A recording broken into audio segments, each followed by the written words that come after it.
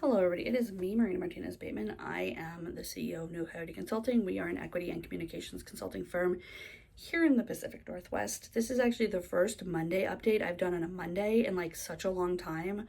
We have been so busy. We continue to get more busy. We're in that phase of business busyness where we're doing a ton. The cash flow is starting to catch up.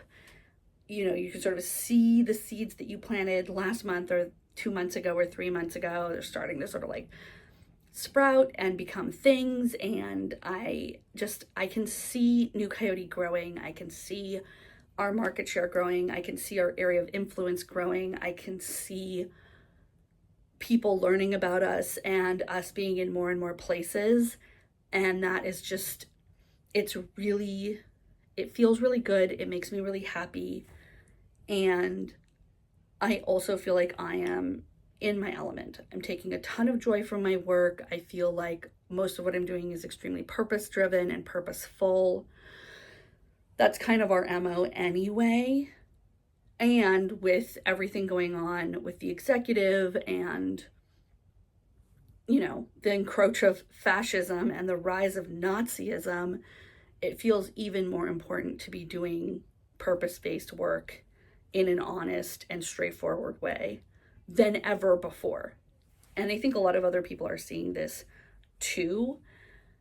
And for me, I'm a person who does really well in chaos, and I'm a person who does really well in crisis. And one of the key sort of learnings of my career was not to chase crisis and not to chase chaos, but to use my knowledge of how things become a crisis and how things become chaotic to try and avoid those inevitabilities as much as possible.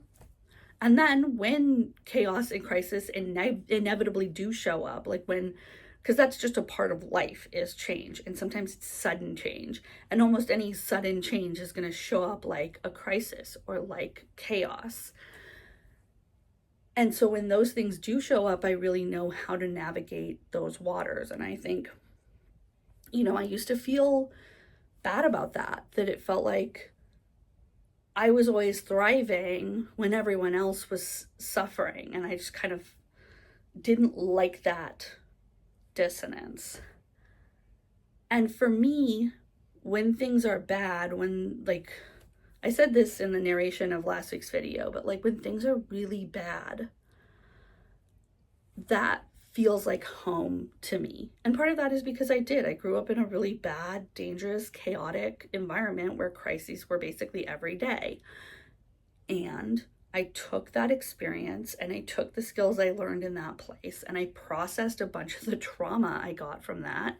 And I, grew the skills that I got and I adapted them to different environments. And now, because of this sort of suffering that I experienced as a younger person at the hands of crisis and at the hands of chaos, I have a lot more ability to create safer spaces for people, to create environments where we can still get things done, to resist larger forces that are trying to crush us, right? I have turned that experience into knowledge and skills and even curriculum and stuff that I can share with people, that I can, tell you guys about, that I can operationalize and help people who maybe didn't have that experience get through these really hard times.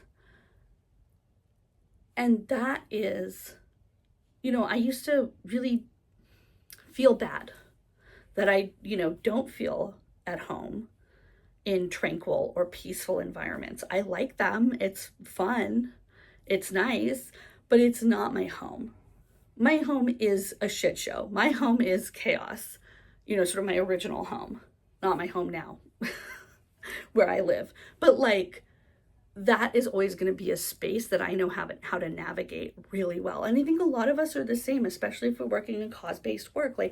We take these jobs because we know what it's like to be sort of tumbled in the rock polisher of history. And we don't want that to be a harmful experience for people who come after us.